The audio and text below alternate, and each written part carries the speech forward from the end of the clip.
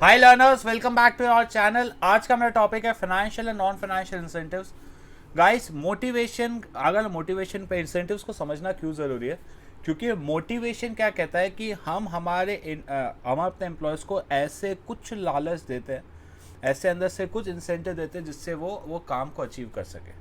अब जैसे कि अब बच्चों को, जैसे पढ़ाई में आप लोगों को, कई बच्चों को मिलता होगा, पेरेंट्स बोलते होंगे अगर आपने 12th में इतने परसेंटेज ला दिए, ये नंबर ला दिए, आपने ये काम कर दिया, हम आपको ये देंगे। तो वो चीज़ को पाने के लिए कई बार इंसान अंदर से वो अर्ज आ जाता है, इंसान के अंदर से डिज़ायर आ जाता है कि भाई मुझे कैसे भी करके अपने इस ऑर्गेनाइजेशनल गोल को, इस ऑर्गेनाइजर लक्ष्य को पाना है।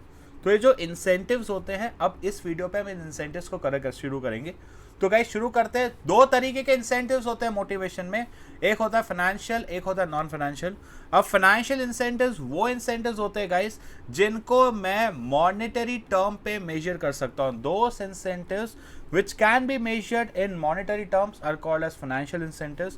और नॉन फाइनेंशियल incentives वो incentives होते हैं गाइस जिनको हम मॉनेटरी टर्म पे मेजर नहीं कर सकते। तो गाइस शुरू करते हैं आगे। अब फाइनेंशियल इंसेंटिव्स में it refers to those incentives which are directly measurable in monetary terms. They are provided to individual और ग्रुप, इनसे इनके परफॉर्मेंस को सुधारने के लिए। कुछ ये कैटेगरीज है हमारे फाइनेंशियल इंसेंटिव्स की। तो सबसे पहली कैटेगरी आती है हमारा पे एंड अलाउंस। गाइस एकदम लाइन टू लाइन पढ़ेंगे, ये वीडियो बहुत ज़्यादा इंपॉर्टेंट है, एग्जाम पॉइंट ऑफ व्यू से इसमें क्वेश्चन आने के चांसेस बहुत ज़्यादा है। हर एक एम्प्लॉय के लिए सैलरी एक बहुत ही, सैलरी खुद अपने आप में एक इंसेंटिव होता है, एक मोटिवेशन होता है, क्योंकि कई एम्प्लॉयज़ की बेसिक नीड होती है सैलरी, कि महीने के एंड में उसको तो सैलरी मिलनी चाहिए। इसलिए कई salary is the basic monetary incentive. इसमें आ जाता है आपका बेसिक पे, डीएनएस अलाउंस। डीएनएस अलाउंस का मतलब है जो हम महंगाई से कोप अप करने के लिए, जो भी हमारे इकोनॉमी में महंगाई आ रही है, इन्फ्लेशन आ रही है, उसको कोप अप करने के लिए दिया जाता है। अब पे एंड अलाउंसेस में सिर्फ और सिर्फ सैलरी नहीं आता है, हर साल जो हमारी सैलरी में रेगुलर इंक्रीमेंट हो रहा है, या हमारी सैलरी में जो बढ़ोतरी हो रही है हर साल, जो 10%, 12%, 13% से, वो भी कहीं ना कहीं मेरे पे एंड अलाउंसेस का हिस्सा है। ये हर साल पे हाइक होना, इंक्रीज होना, ये जैसे परफॉर्म अच्छा करे, तो ये जो रेगुलर इंक्रीमेंट है ना, कई बार लोग रेगुलर इंक्रीमेंट को करियर एडवांसमेंट गिन लेते हैं, but this regular increment word is always linked with पे एंड अलाउंसेस, कि भाई आपने ज़्यादा अच्छे से काम किया तो आपको ज़्यादा सैलरी मिलेगी वगैरह। This regular increment is linked with what? Regular increment हमारा हमेशा लिंक्ड होता है विथ पे एंड अलाउंसेस। अब नेक्स्ट, सो गाइस ये समझ आ गया, pay and allowances in some business pay hike and increment way be link to performance, कि आप ज़्यादा परफॉर्म करें ज़्यादा मिलेगा। नेक्स्ट है guys productivity linked wages. Productivity linked wages क्या बोलता है? ये एकदम सिंपल सी चीज़ बोलता है, अगर आपके एम्प्लॉयज़ ने ज़्यादा बनाया तो ज़्यादा, कम बनाए तो कम, 10 यूनिट पे 100, 100 पे 1000, 1000 पे 10,000, जितने ज़्यादा आप यूनिट्स बनाते जाओगे, जितने ज़्यादा गुड्स बनाते जाओगे, उतने ज़्यादा मॉनेटरी बेनिफिट्स पाते जाओगे। It means that additional wages हमेशा एम्प्लॉयज़ को हम पे करते जाएंगे, जैसे जैसे वो अपने प्रोडक्शन टारगेट, जैसे जैसे वो अपने प्रोडक्शन लक्ष्य को क्या करेंगे? अचीव करेंगे। अगर तुमने हायर टारगेट्स अचीव किया तो हम तुम्हें ज़्यादा बेनिफिट्स देंगे, और उससे ज़्यादा अचीव किया तो ज़्यादा। कहीं ना कहीं ये हमारा जो FW टेलर का डिफरेंशियल पीस वेजेड सिस्टम है, उसी तरीके से आप ज़्यादा यूनिट्स बनाओ आपको ज़्यादा पैसे मिलेंगे, और आप कम यूनिट्स बनाओ आपको कम पैसे मिलेंगे। नेक्स्ट है गाइस हमारा बोनस। बोनस क्या बोलता है? Over and about the wages, salary के ऊपर एम्प्लॉय को जो भी कुछ मिला, कि भाई जैसे साल के 12 महीने की आपकी सैलरी डिसाइड हुई हुई है, हर महीने की ₹1,00,000। अब आपको दिवाली अभी गया, तो दिवाली पे आपके बॉस ने आपको बोला ये ले ₹50,000, ये आपके सैलरी का हिस्सा नहीं था। ओवर एंड अबाव आपकी मेहनत को देखते हुए जो भी चीज़ ओवर एंड अबाव आपकी पगार पे मिलता है, या ओवर एंड अबाव आपकी एफर्ट्स पे मिलता है, सैलरी पे मिलता है, that is called as bonus. आपकी सैलरी के अलावा जो डिसाइडेड है, उसके अलावा जो आपको साल के एंड में एक्स्ट्रा पैसे मिल जाते हैं, उन एक्स्ट्रा पैसे को हम क्या बोलते हैं? Bonus. Bonus is an incentive offered over and above the wages और salary to the employees. Over and above to the wages और salary to the employee हम इनको ये offer करते हैं. नेक्स्ट, प्रॉफिट शेयरिंग एकदम सिंपल. यहाँ पे हम हमारे एम्प्लॉयज को प्रॉफिट का एक हिस्सा दे देते हैं. क्या करते हैं कि यहाँ पे आपने जैसे 12th के अकाउंटेंसी में पढ़ा होगा managers commission before and after, कि भाई मैनेजर्स को कमीशन का 5% या 10% बिफोर चार्जिंग प्रॉफिट या आफ्टर चार्जिंग प्रॉफिट हम जो देते हैं वो कहीं ना कहीं इसमें आ जाता है. तो दैट्स द प्रॉफिट शेयरिंग, कि आपने ज़्यादा काम किया या आपने प्रॉफिट डिसाइड कर लिया कि भाई अगर ज़्यादा प्रॉफिट होगा तो आपको ज़्यादा मिलेगा, कम प्रॉफिट होगा तो कम. तो इससे एम्प्लॉय मोटिवेटेड हो जाता है, अंदर से जुनून आ जाता है कि भाई क्यों ना हम ज़्यादा अच्छे से मेहनत करके काम करें, क्योंकि हम जितना मेहनत करके काम करेंगे, हम जितना अच्छे से काम करेंगे उतना कंपनी को फ़ायदा होगा, और जितना मेरे कंपनी को फ़ायदा होगा उतनी ही ज़्यादा मुझे सैलरी ज़्यादा मिलेगी. तो that is the profit sharing. Share to the employees in the profit of the organisation.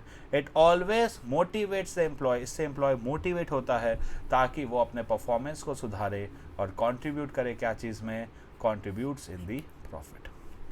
Next, को पार्टनरशिप. बहुत ही सिंपल. यहाँ पे हम अपने एम्प्लॉयज़ को मेरे कंपनी के शेयर्स, मेरे जो भी कंपनी के शेयर्स है उसको मैं मार्केट प्राइस से कम में दे देता हूँ. अंडर दिस इंसेंटिव स्कीम्स जो भी मेरे कंपनी के शेयर्स है, अगर मेरा कंपनी का शेयर 100 रुपये का है या तो मैं उसको शेयर 100 से कम दे दूंगा, या 100 से मतलब 100 रुपये या फ्री में दे दूंगा, या 100 से कम दे दूंगा. इससे गाइस एम्प्लॉयज़ को शेयर्स देने से कहीं ना कहीं एक फीलिंग आती है, that is called as the feeling of ownership. Which kind of incentive creates a feeling of ownership? तो इसका आंसर हो जाता है गाइस को पार्टनरशिप. यहाँ पे उनको कहीं ना कहीं एक फीलिंग आती है कि भाई अब हम भी कंपनी से जुड़े हुए हैं, अब हम कंपनी से एसोसिएटेड है, हम जितना अच्छे से मेहनत करेंगे, हम जितना अच्छे से काम करेंगे, हमें उतने पैसे मिलेंगे. यहाँ पे हम उनको एक फीलिंग ऑफ ओनरशिप देते हैं. हम कोशिश करते हैं कि हम उन्हें अपने कंपनी के शेयर्स मार्केट प्राइस से सस्ते में दें ताकि वो शेयर्स खरीदें और उनको एक ओनरशिप मिले. देखो, जो मार्केट प्राइस से सस्ते मिले तो ये तो बेनिफिट डायरेक्टली मिल गया, और अब वो लोग और मेहनत करेंगे, ज़्यादा मन लगा के काम करेंगे तो कंपनी का प्रॉफिट बढ़ेगा, और कंपनी का प्रॉफिट बढ़ेगा तो उनको भी फ़ायदा होगा. तो दैट इज़ को पार्टनरशिप या स्टॉक ऑप्शन. नेक्स्ट, ये इन्फोसिस वगैरह बहुत करता है. नेक्स्ट है गाइस रिटायरमेंट बेनिफिट्स. गाइस जैसे एक होता है प्रोविडेंट फंड, उसमें क्या होता है, आपके सैलरी का कुछ परसेंट आप कंट्रीब्यूट करते हैं provident fund, employees provident fund बोलते हैं. जितना पैसा आप कंट्रीब्यूट करते हो उतना ही पैसा आपका बॉस भी कंट्रीब्यूट करता है. क्या बोला?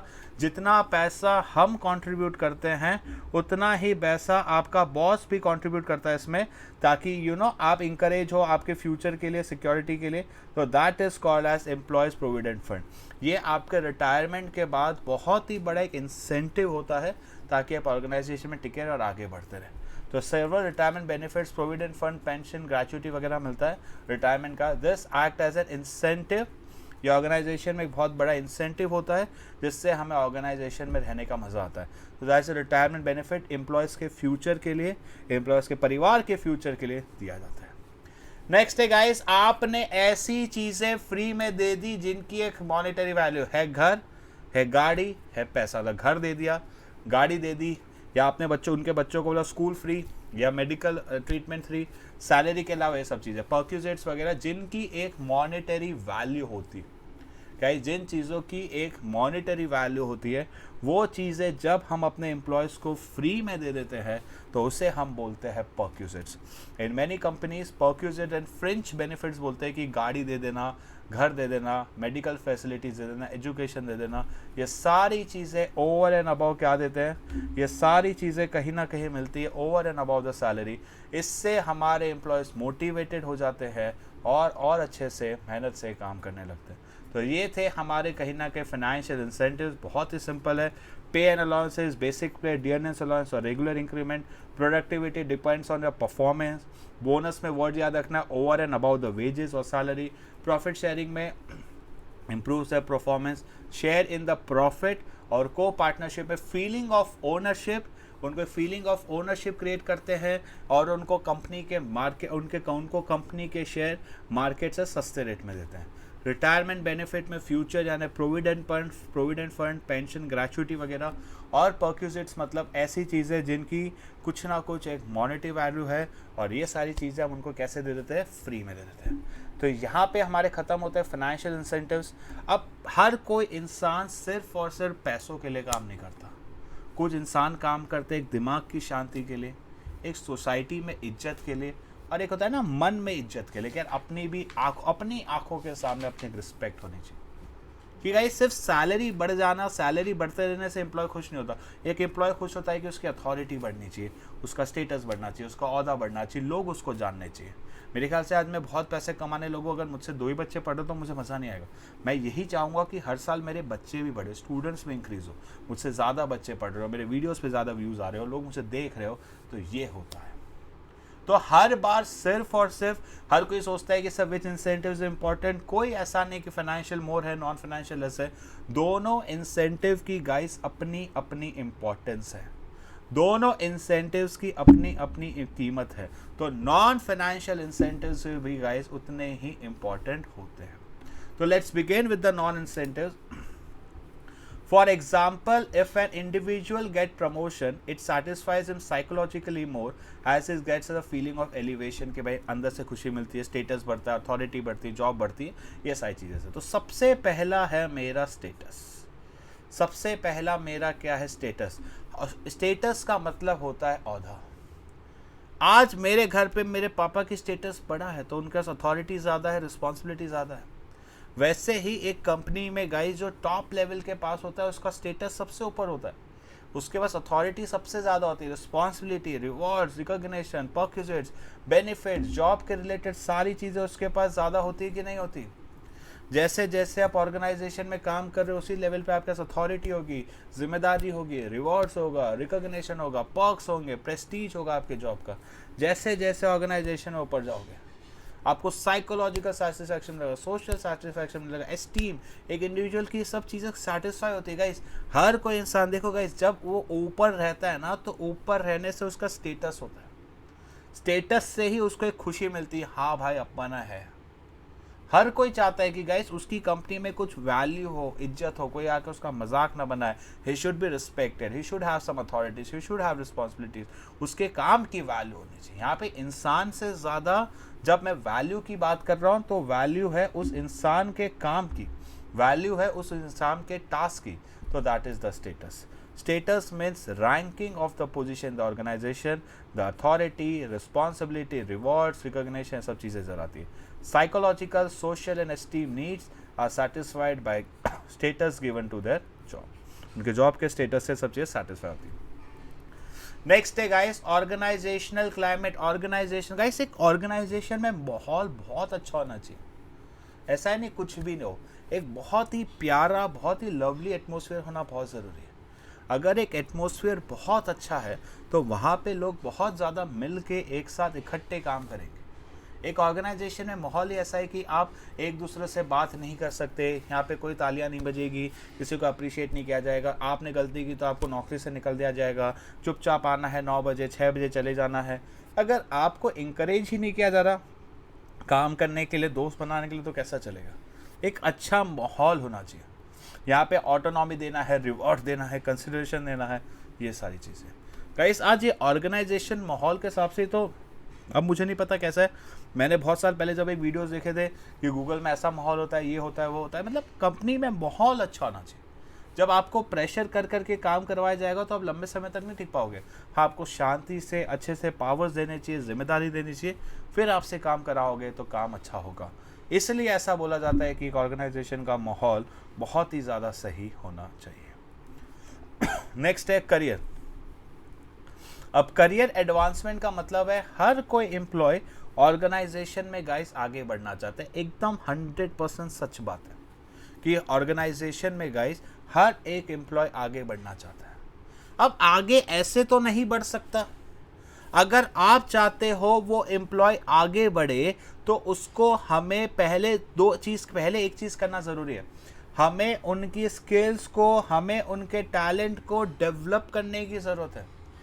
एक बार आपने उनके स्किल्स को, एक बार आपने उनके टैलेंट को डेवलप कर दिया, फिर उसके बाद गाइस आप एक ऐसी प्रमोशनल पॉलिसी बनाओ कि अगर आपके एम्प्लॉय ने अच्छा काम किया तो आप उसको अप्रिशिएट करो। हमें कंपनी में ऐसी पॉलिसी होनी चाहिए, साउंड प्रमोशन पॉलिसी होनी चाहिए कि अगर आपके एम्प्लॉय ने अच्छा काम किया तो हम उसको आगे प्रमोट कर देंगे। हर कोई इंडिविजुअल ऑर्गेनाइजेशन में आगे बढ़ना चाहेगा गाइस, एकदम 100% सच बात बोल रहा हूँ। हर कोई आगे बढ़ना चाहता है, तो सिर्फ आगे आपको एकदम साउंड पॉलिसी रखनी चाहिए कि अगर आपने आपके एम्प्लॉय में, कंपनी में लोअर लेवल पे 10 लोग हैं, ऑपरेशनल लेवल पे 10 लोग, उनको बोल दिया आप 10 में से इस साल जो काम करेगा, और मिडल पे ऐसा बोल दिया टॉप, तो guys we should have that sound promotional policy कि आपके हमारे ऑर्गेनाइजेशन में जो भी इस साल अच्छा काम करेगा उसको हम आगे प्रमोट कर देंगे, उनको हम आगे लेकर चले जाएंगे। क्लियर है गाइस? नेक्स्ट है जॉब इनरिचमेंट। गाइस आप सपोज मैं अनअकैडमी में सिर्फ और सिर्फ अभी इधर बीएसटी पढ़ा रहा हूँ, अभी कुछ दिन बाद मुझे बोला जाए सर आपको कुछ दिनों के लिए बीएसटी के साथ साथ बीसीके भी पढ़ाना है ऑफ सीए फाउंडेशन। अब मुझे लगेगा वाह बीएसटी से लिंक्ड है, बट ऐसा लगता है कि वाह कि गाइस कितना चैलेंजिंग काम दिया है।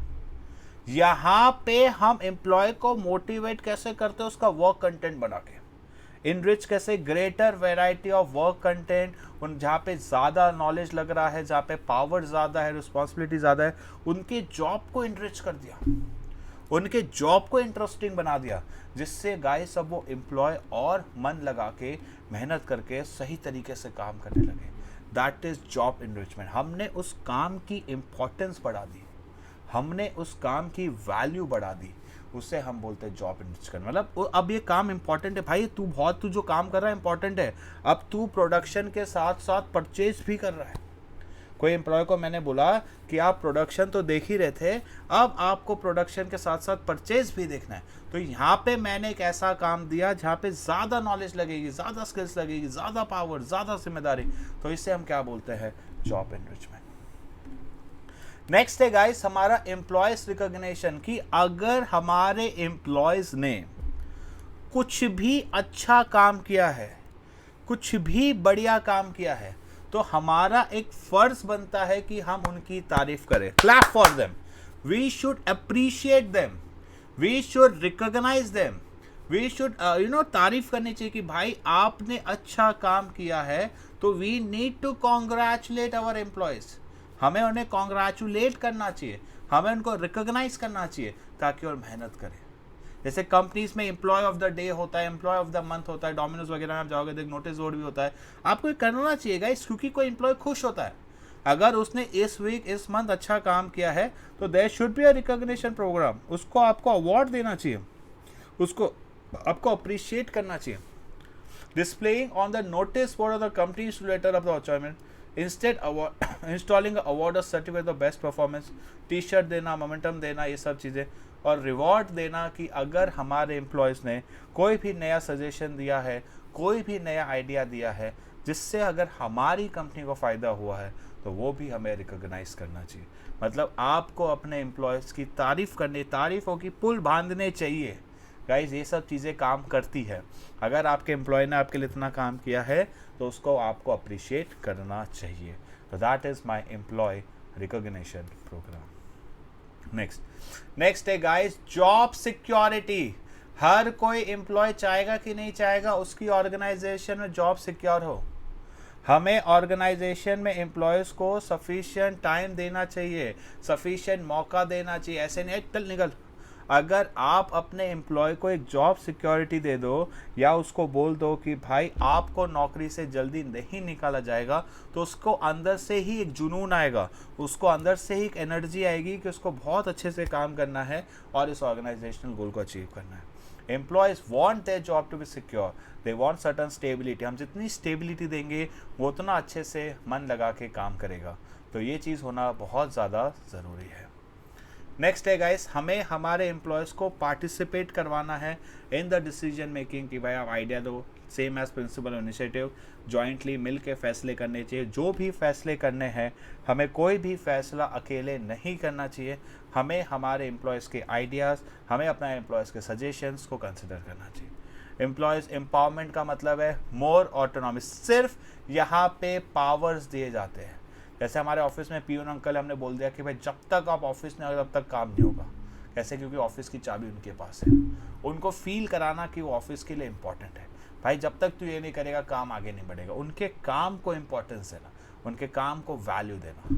तो that is your employees empowerment. अगर आपको कोई भी डाउट है आप कमेंट सेक्शन में बता दीजिएगा, मैं उधर आपको रिप्लाई कर दूंगा। और अगर चैनल अच्छा लगा तो चैनल को सब्सक्राइब, वीडियो अच्छा लगा तो डू लाइक इट।